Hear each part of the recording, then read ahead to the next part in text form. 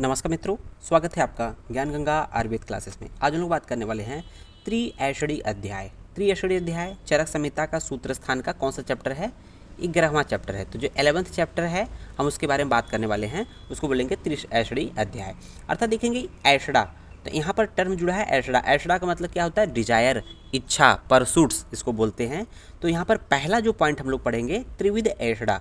तो त्रिविध ऐषणा क्या है तो इसके बारे में पढ़ेंगे कि उसको देखेंगे। त्रिविध मतलब तीन, ऐषणा मीन्स उसकी डिज़ायर या इच्छाएं जो जीवन में इसको बोलेंगे थ्री डिजायर्स ऑफ लाइफ।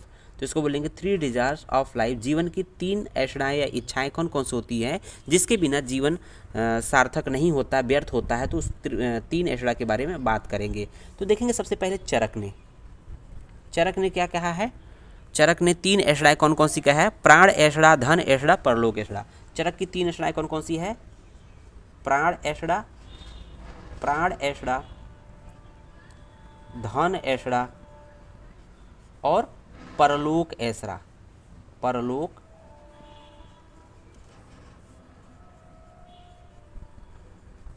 अर्थात पहली चीज़ तो जीवन, इस पृथ्वी पर जीवन मिले, उसको बोलते हैं प्राण ऐषणा। दूसरा चीज़, जब कोई व्यक्ति जन्म ले लेता है तो उसको अपने जीवन को सफल बनाने के लिए, अपने सुख को पाने के लिए कहीं ना कहीं कुछ ना कुछ धन की आवश्यकता पड़ती है, उसको बोलते हैं धन ऐषणा। उसके लिए व्यक्ति रोजी रोटी कमाता है या नौकरी करता है या फिर जो भी काम करता है। उसके बाद परलोक ऐषणा, उसके बाद जब जीवन को त्यागता है तो वो कहता है स्वर्ग सिधार जाना है, उसके लिए कुछ अच्छे अच्छे काम करना है, उसको बोलते हैं परलोक ऐषणा। तो ये तीन ऐषणा चरक ने बोली है। अब आइए बात करते हैं चरक के अलावा अन्य आचार्यों ने कौन कौन से ऐषणाएं की बात की है। तो देखेंगे यहाँ पर चरक के बाद भेल, एक आचार्य थे भेल ने भी तीन ऐषणा बताई हैं, लेकिन उन्होंने क्या चेंज बताया है? प्राण ऐषणा बताया है, धन ऐषणा बताया है, परलोक ऐषणा न बताकर उन्होंने क्या बता दिया? धर्म ऐषणा।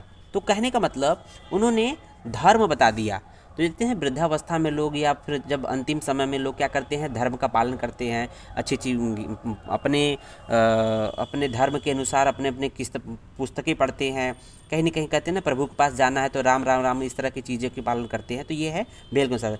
प्राण ऐषणा, धन ऐषणा, परलोक की जगह पे क्या बोल दिया? धर्म ऐषणा बता दिया। अब देखते हैं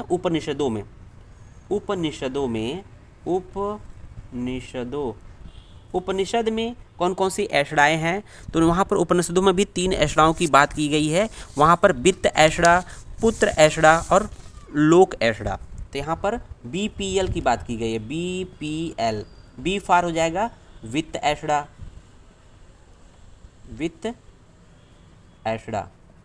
पी फार पुत्र ऐषणा और एल फार लोक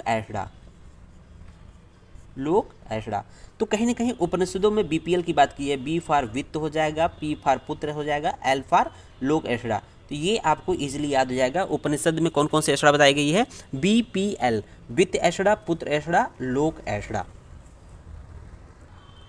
इन दोनों में देखेंगे, चाहे चरक हो चाहे भेल हो, दोनों ने सबसे पहले क्या बोला? प्राण ऐषणा बोला है। तो दोनों ने सबसे पहले नंबर पे प्राण ऐषणा बोला है। क्यों बोला है? क्योंकि जो प्राण होता है, जब सांसारिक जीवन में व्यक्ति रहता है तभी तक सांसारिक वस्तुओं का मतलब है। जैसे ही प्राण त्याग देता है तो सांसारिक जीवन का कोई मतलब नहीं होता है, सांसारिक वस्तुओं का अभाव हो जाता है। अतः प्राण ऐषणा को सबसे पहले रखा गया है, क्योंकि जो प्राण ऐषणा रहेगी, जब व्यक्ति जीवित रहेगा तभी तो धन कमाएगा, तभी परलोक सिधारेगा या तभी तो धर्म की बातें करेगा। इसलिए प्राण ऐषणा को सबसे ज़्यादा इम्पोर्टेंस दिया गया। और साथ ही साथ बोला गया है कि इस प्राण की रक्षा के लिए चरक ने बोला है, प्राण की रक्षा के लिए क्या करना है? जो स्वस्थ व्यक्ति होते हैं, आपने देखा होगा ना, स्वस्थ व्यक्ति होते हैं उनको अपने स्वास्थ्य का रक्षा करना चाहिए, स्वस्थ वृत्त का पालन करना चाहिए। और जो रोगी व्यक्ति होते हैं, अर्थात जो रोगों से ग्रस्त होते हैं, उनको अपने रोगों की चिकित्सा करनी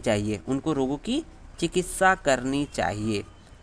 क्योंकि आप देखते हैं जिस व्यक्ति का जो व्यक्ति स्वस्थ होता है वहीं धन अच्छे से कमाता है, वहीं परलोक अच्छे से सिधारता है, या ये कहे कि वहीं धर्म के कार्यों में भी अच्छे से जुट पाता है। इसलिए प्राण ऐषणा को सबसे इम्पोर्टेंस दिया गया, सबसे पहले नंबर पे दिया है आचार्य चरक ने, आचार्य भेल ने। उम्मीद है ये वीडियो आपको समझ में आया होगा और आगे हम लोग कंटिन्यू इसी तरह से बातें करते रहेंगे। धन्यवाद।